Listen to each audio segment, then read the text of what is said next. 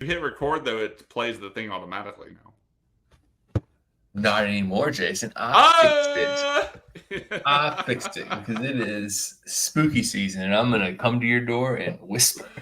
Oh my god, yeah, just like my wife does to me.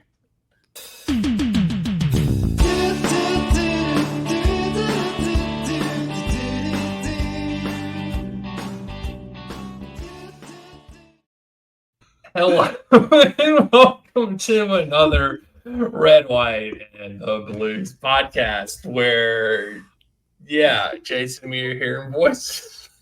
I didn't even get to explain myself.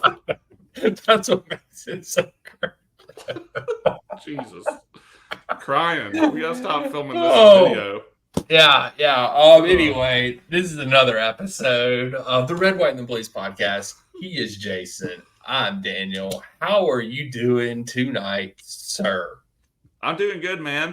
It's spooky season. It's like the height of spooky season. I've been watching a lot of horror movies. I know you have too. Yes, we have. Some really bad ones. Probably more bad than good. But yeah, I am excited. Terrifier 3 is fixing to come out. Oh God. I don't know. I have a moral quandary with those films. Well, apparently this is the best one. Apparently it's the craziest one of them all. But I mean, it's just like I forget what they call it. It's just killing for the sake of killing. Whatever they call that. Gore porn. That's gore what I've porn. heard. Yeah. I've heard it called that before. That's what Reddit likes to call it. I have seen the first one. You've been telling me to watch the second one for a little while now. I think on a previous episode, maybe, or like while we were talking about something. Yeah. So I don't know. I can't gear myself up for that. I'm not sure yet. Yeah, I understand. I get it. It's not for everybody, but it's enough about Terrifier. What is this podcast even? Let's talk about the Terrifier that was on the pitch Sunday in the form of the official. What an segue! Chelsea, Nottingham Forest. Draw 1-1. Chelsea is back down to earth now. For all those people that thought we were title challengers and we were going to run away with the Premier League this year. Yeah. Welcome back to reality, guys. Because, whatever. We're here. So Daniel and I were texting in this match. I was pretty livid at the end. You were for multiple reasons. Yeah. And I mean, it wasn't just us, but like that was a big part of it. The ref was a big part of it. The freaking non-calls were anyway. It was the ref was in the bag, and I'm like not kidding. Like if he wasn't, he didn't do a good job of staying neutral in this match. And like I don't want it to just come down to the ref because our line is usually, we can't outplay the ref. Right. And the other team and still do the bullshit passing that we do. like that. I mean, we can't do that. But my God, was this just next level bullshit?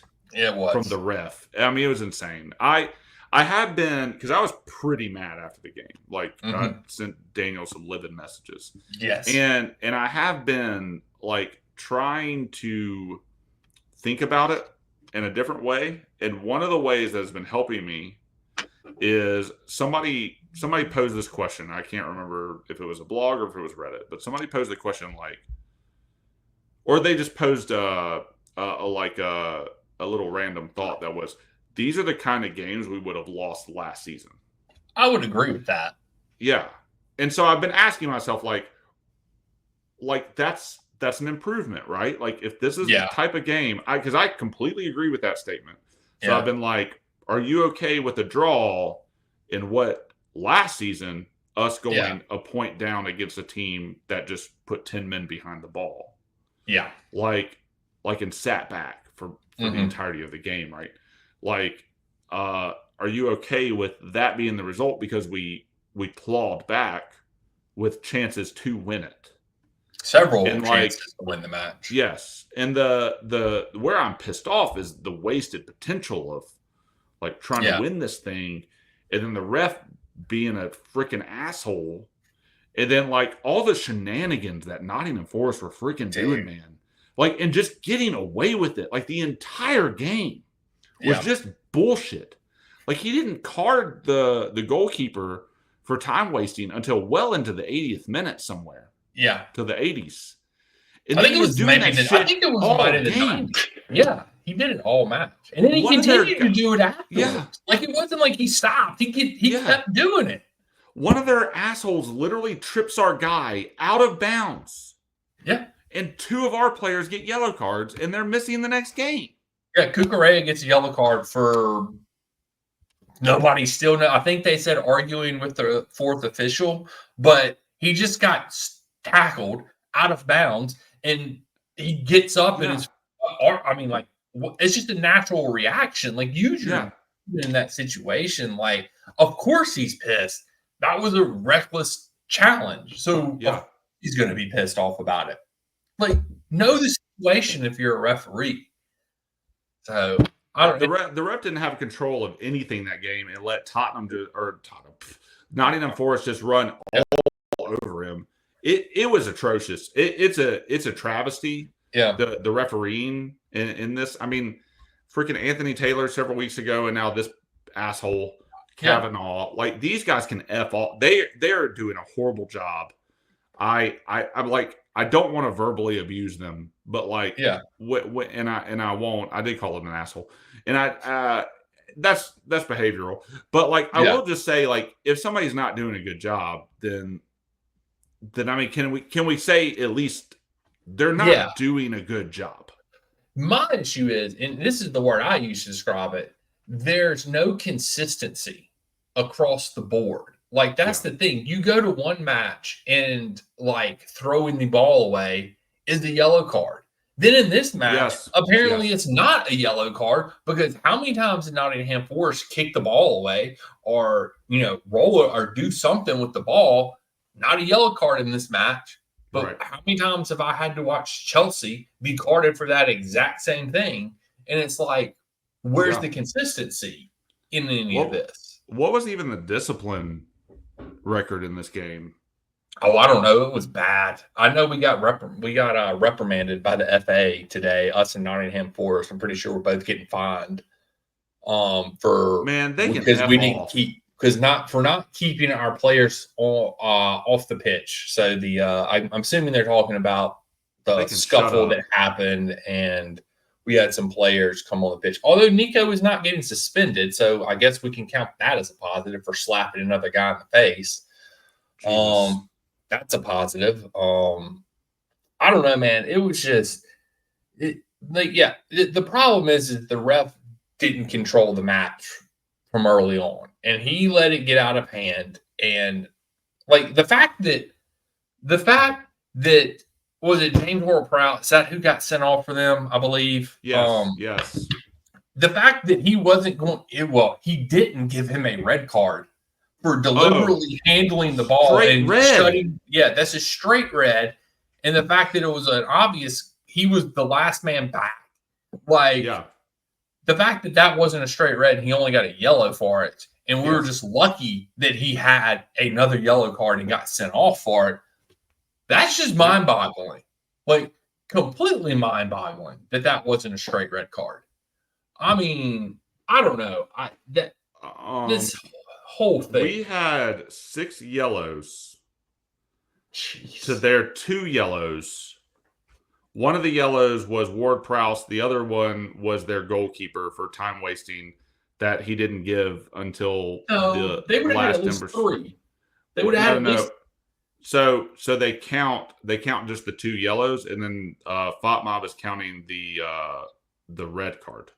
So it's 2 yellows and the red. No, they should have had one more though, because of the tackle on Cucurella, he got a yellow for that as well. Whoever that player was. I am not seeing that on FOTMOB. That's not recorded on FOTMOB. FOTMOB's wrong. Somebody else got a yellow, because they had the James Ward-Prowse yellows, the goalkeeper for time wasting, and then the other guy got one at the end whenever that tackle on Cucurella. And I thought they had one more too toward the end of the match. Oh, you're right. It is. Oh, so I guess they don't count the 2 yellows as a yellow if they take a red. It's Williams is the guy who. Okay, yeah. Oh, and their manager got a yellow card too. Did Maresca get a yellow card too? No. Oh, dang it! But these guys can F off. Like stats wise, official stats wise, they got 2 yellow cards and a red card. We got 6 yellows. It's ridiculous, man. And it wasn't even a straight red, and it should have been a straight red. Should have been a straight red. Dude falls on the ball when we have a clear sight on goal. Like, and it doesn't matter. It doesn't matter if that's on the halfway line. It's a deliberate handball. Like, I mean, he literally goes to ground and grabs the ball. And we get they get a freaking free kick. Yeah. With like the dude's hand, who was Madueke. His hand is like here on his body, and it hits his hand. It's a handball. And they call that and they give Ward Prowse all the benefit of getting that in a perfect position, and he blew it because they didn't score. Thank goodness, because I mean, I think everybody, there wasn't a Chelsea person in the fan base that was like, this ball isn't going in the back of the net. Like everybody was like, it's a goal. Like we just got lucky. But that's the thing, is like that handball, Madueke's arm was in his body. It was tucked in. Like there's no way in hell that is ever a handball by the rules nowadays. I mean, like you want to go back a few years, it probably is a handball. But now, if your hand is in a natural position, it's not a handball. Mm-hmm. His hand was in a natural position. Yeah. Like I'm not going to fault a well-drilled team that wants to play super defensively. Yeah. But they were shitty throughout. Mm-hmm. They were underhanded, they were sneaky, and they were garbage in terms of trying to be clever or trying to come across as clever, but actually just being little shits. That was Nottingham. They were well drilled, sneaky, no good footballers. Assholes. Yeah, assholes. Yeah. I'll say it, assholes. We've been that team before. Like we have played that style of football before, and that's fine. It's one thing when the ref gives them all the benefit of the doubt. Yeah. In doing that shit. Mm-hmm. And they miss the calls, and VAR misses what they miss, and the ref clearly doesn't have a clue what he's freaking doing. Yeah. And that is where the narrative jumps. That is where the narrative becomes something else. When the ref gives them all the leeway to be little shits. Yeah. And that's the frustrating thing. And I'm not saying that we don't time waste either. But like when push comes to shove, card the people when they're time wasting. It wasn't just the goalkeeper. It wasn't. He let that go on for 80 minutes. He did. 80 damn minutes. Yep. It's ridiculous. It's just absurd. It is, and that's and neither one of us is saying that's the reason we lost the match or drew the match. Like the refereeing had nothing to do with us drawing the match. We could talk about us now too, because I got plenty to say. So I mean, to be clear to our audience, the refs had nothing to do with us drawing this match. It wasn't because the ref did it. We did it to ourselves. Once again, I will say it on this podcast. I guess I'm back to doing this. Bob bailed us out. He had some really good saves at the end of the match. Bob, he had the most saves on the weekend. He had 8 saves. Yeah, he played well. He had some clunkers. He had some. He did, but the goal they scored was a clunker. I mean, it wasn't good goalkeeping. I mean, granted, it was terrible marking by our the defense by Gusto and I don't even think that. I don't know whoever else was supposed to be back there, but it wasn't great goalkeeping by Bob either. But he did make some good stops. Which, to be fair, he's not a terrible shot stopper. He's just terrible decision maker with the ball at his feet, and he can't kick. He doesn't have feet really, to be honest with you. And it's his which is totally against Maresca's system. I don't understand why he's got Bob in there. I don't either. And his footballing IQ to me is not very high either. Like that's where he did try to kick the ball to Nottingham Forest at the end of the match. I forgot about that.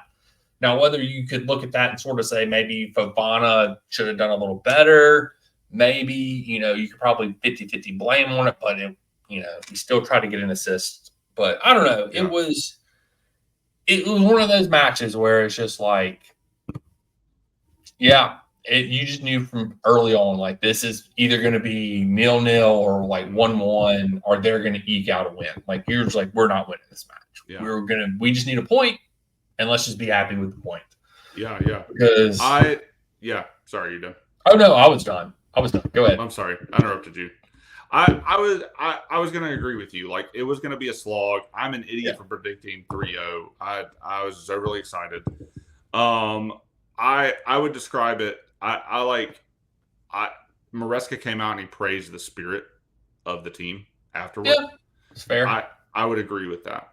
Yep. I would also say in the midfield, I would say decision making within the midfield, especially because we are setting up. Like, if anybody hasn't seen the new 4-4-2 video about how our tactics and how Maresca works out, like, go check it out, because it does explain like how we are adaptable between the back line and the midfield, and how that does set us up going forward. Because we can change. We'll change it from like these triangles to these boxes to whatever. Yeah. Because we got players moving in and out of there all the time. And we've got Cucurella moving in. We got Gusto moving in. We got Palmer dropping back. We've got Enzo moving up. Like, we do all of this, like, in the midfield all the time. Like, our average player positions are insane. Like, because it doesn't look like any shape that we would think of as traditional. Right. And that's fine. Like, we're playing to Palmer's strengths. We're playing to where he likes to be on the field. We're cooking up top, right? Like, like we're getting looks on goal, which is really good. And we are actually scoring more this season than we have. So that to me is fine. It is this insane passing shit that we keep getting wrong. Every single chance, like for the last 30 minutes of that game, every single chance we could give the ball away in the midfield, we tried to do it. It is bad passing. It's not leading passing. I would say Colwell was pretty good yesterday. I have to go look at their passing stats. Colwell was good yesterday. I would say Colwell. Palmer was great, passing wise.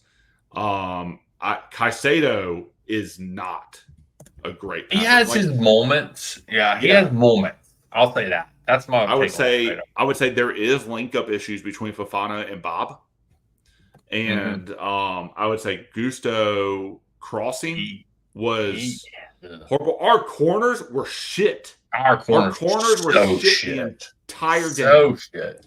My God, we had one good corner the entire freaking game. But I like. It seriously is. Like, I know that we're moving a lot in the midfield. I know that we got a lot going on. Give a good pass, please. They're either underhit, overhit. They're not trapped. Nobody's telling people there are people behind them. Like through the midfield, Nottingham Forest pressed us, man. That's how well drilled they were, because they would put pressure on the ball to try to nick it back off of us, and we're still able to transition back to put a lot of people behind for defense. And like, they were really good at that all game. It was really annoying. But I would say our passing is atrocious. Now, 88%. That was our passing for last match. That's not good. I mean, I wouldn't say that's good. This is what was happening to us last season, where if we were dipping into the 80s, we were definitely not performing well in the game. And if we were in the 90s, we had better chances of winning, or we won more than not. And I would say some of that passing, too, is we had 66% of the ball. We're lackadaisically passing back and forth between the defenders, a lot of that, because we're trying to set up the play moving forward, right? And we keep losing it in the midfield more often than not. And that is where I'm getting really frustrated. And that is where I just don't think we have the it factor, because we can't quite get that midfield worked out, even if we have an adaptable system that is allowing us to go forward. The passing is not good enough for us to be a great team right now. You know who is good enough? That's my issue. Lavia. But we don't play Lavia anymore, apparently.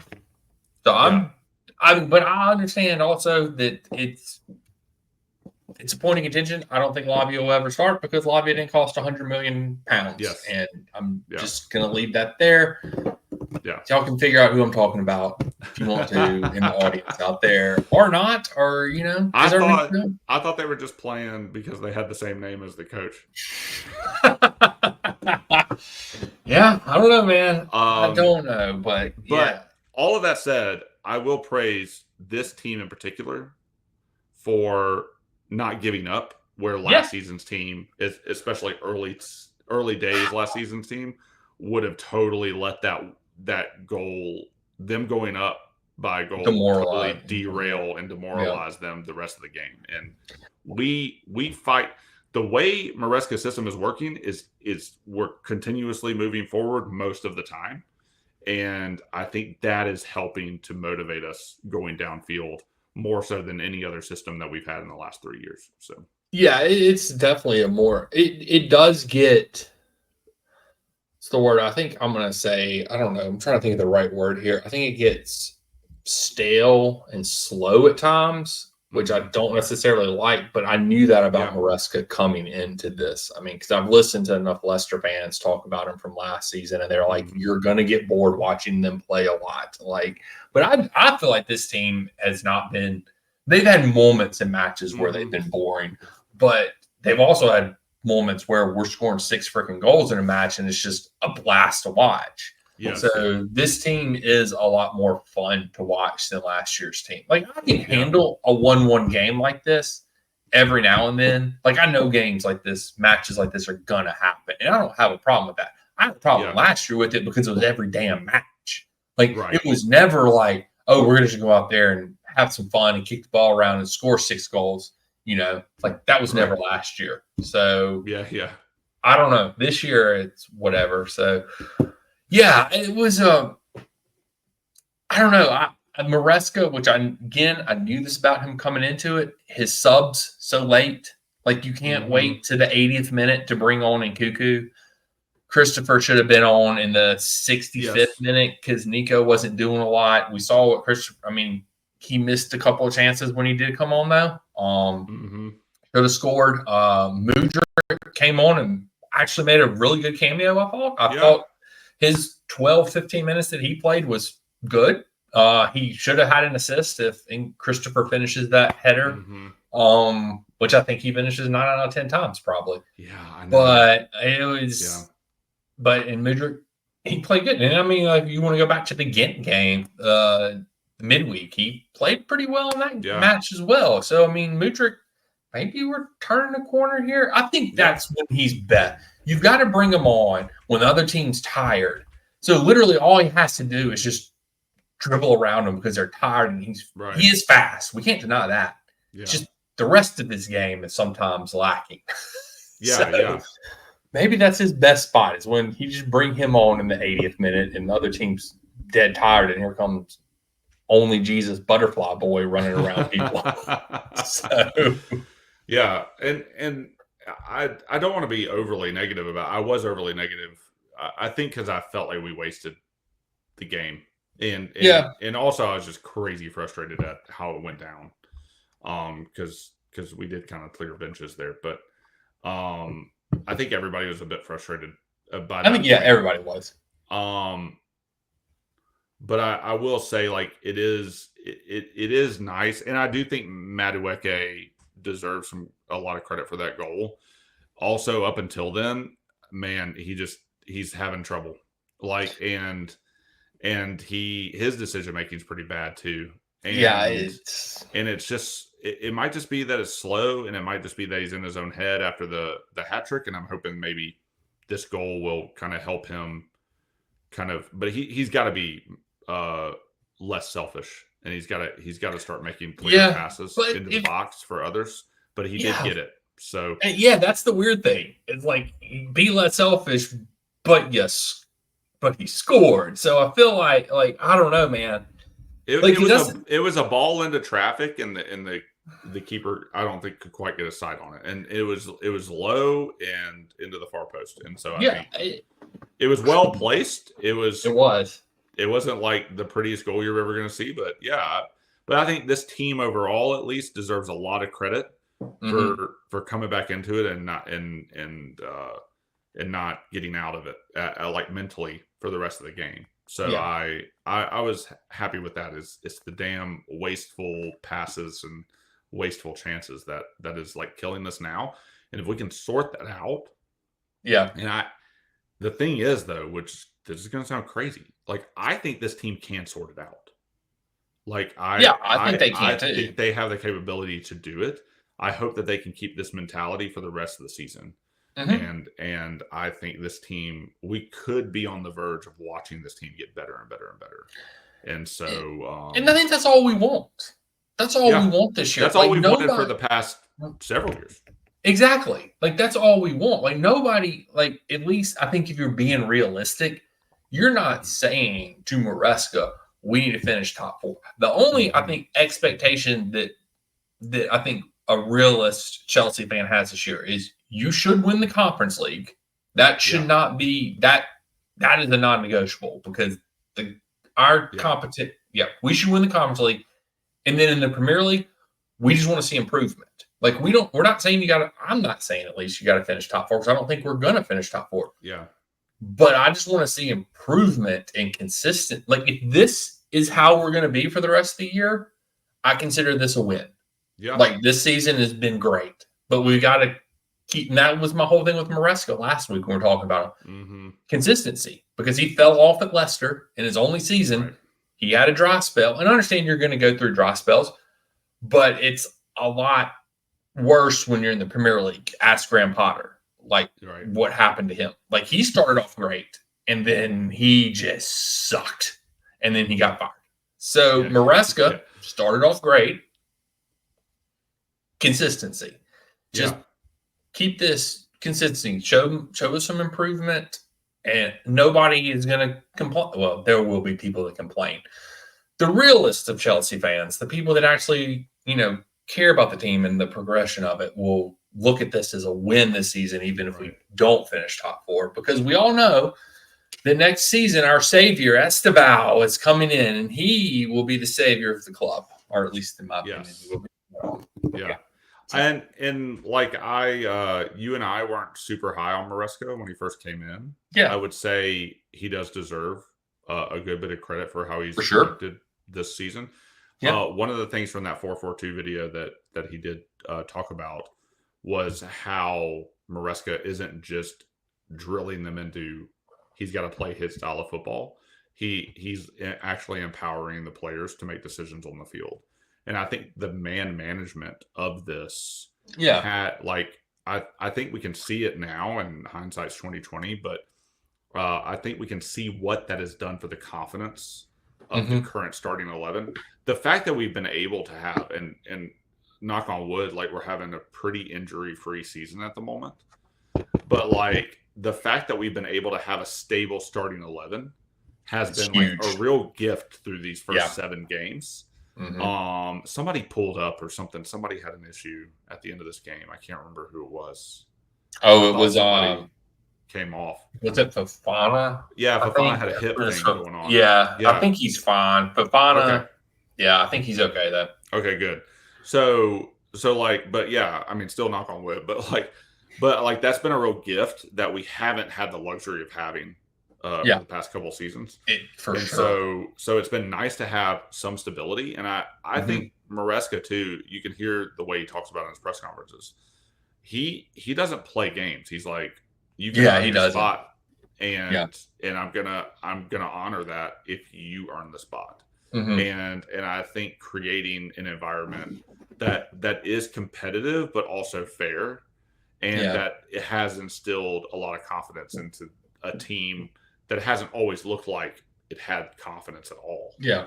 And I do think the motivating factor of, well, we're still in this, just because we're a goal down doesn't mean anything. We do our stuff. And we just haven't seen that either. So I think that there's like the intangibles of that are playing out onto the field really well. And I think we can see it really well now. And there is an expectation of excellence that is now, I feel, at least in the first 7 games, has been instilled into the team more so than the past several seasons. And I feel like that's just something to be commended, especially like in a tumultuous organizational chart that is Chelsea Blue Co. / Egbali, whatever. Fired our senior marketing executive this past week. Good old Chelsea. Yeah, good old Chelsea. So she's been there like 12 months, I think. So yeah, But yeah, so I just wanted to give a shout out to that because I do think it's been important, and I wasn't on the Maresca train at the beginning of this, and I think in one of the early podcasts I was like, I'll happily eat crow if he comes good. So I think that's anybody, man. Like if Posh would have came good, I think we all would have eaten crow. And absolutely. And I think that's with Maresca too. It's just like I still need to see more. That's just me, of course, personally, because it's like I said, he had his lesser years was up and down, so I need to see some consistency.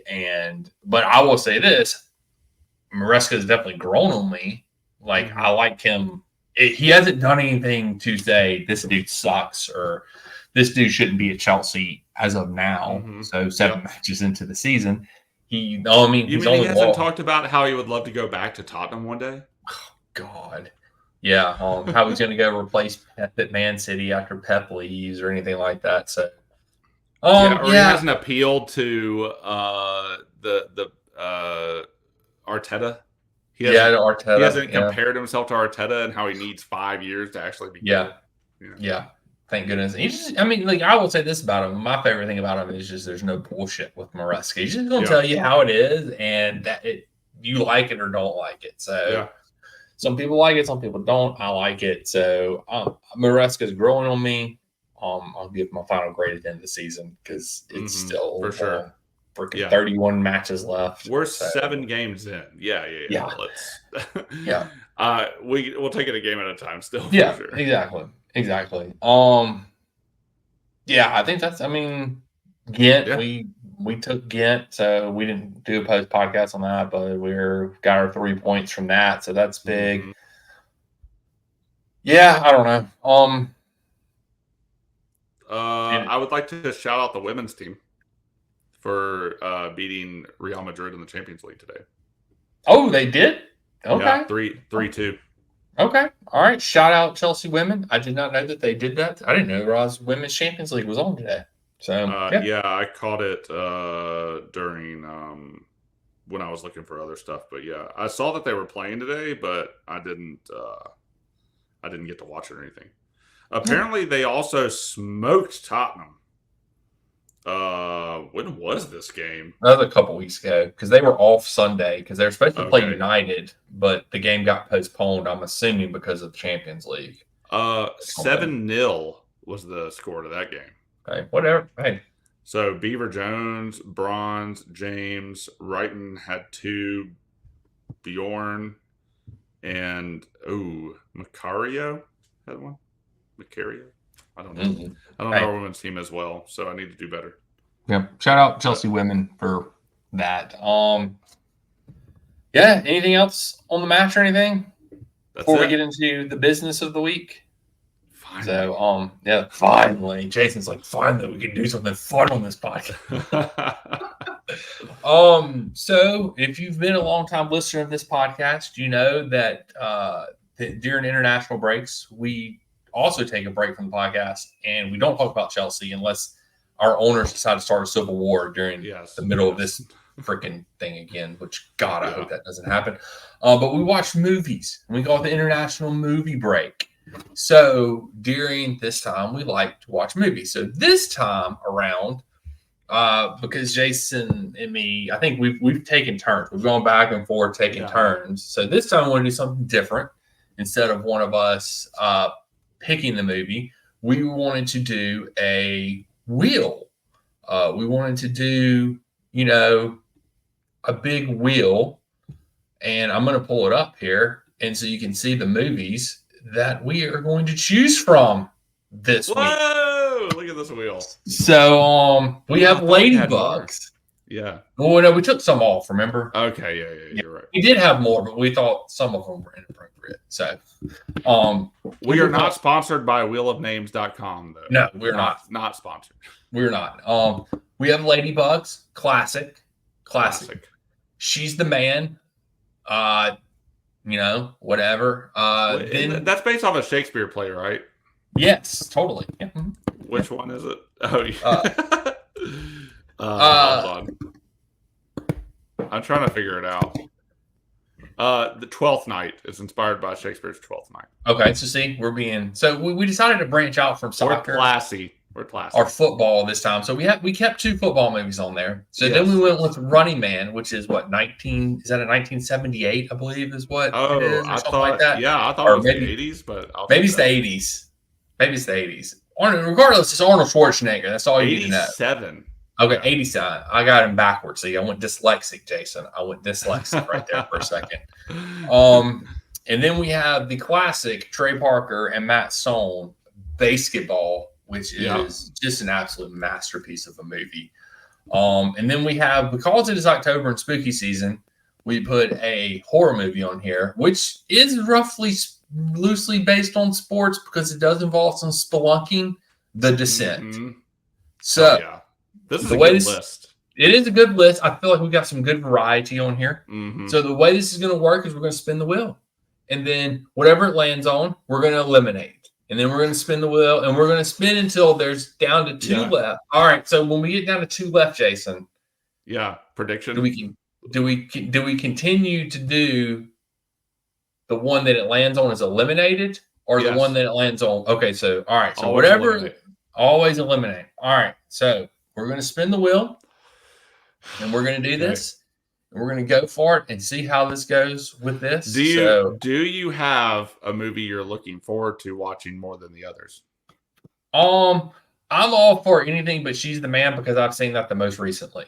Like the other ones, Running Man, I don't know. Running Man, The Descent, I'm not sure if I've ever seen. Basketball, I've seen a lot, but I have no problems watching that movie. And Ladybugs, it has been years. Yeah. Since I've watched Ladybugs. So I think I would like. I don't mind Ladybugs. I don't mind any movie, by the way. Yeah, I don't mind anything on it. Yeah, I think because it is spooky season, I want The Descent probably the first, and then the Running Man second. So that's probably where I'm at. Yeah. So watch those be the first 2 that go out.